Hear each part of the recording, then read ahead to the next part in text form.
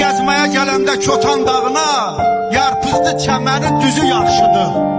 İtburnu şişində quzu kababı, zoğal arağının yüzü yaxşıdır.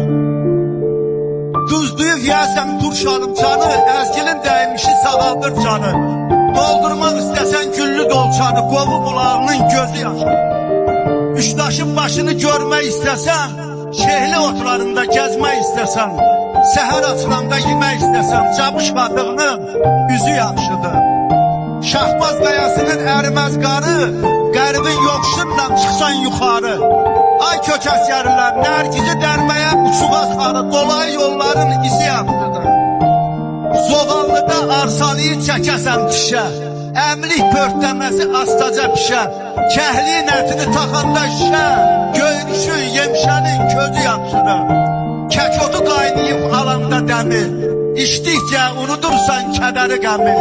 İdman çalanda yanıq kərəmi, ağaçının söhbəti sözü yaxşıdır.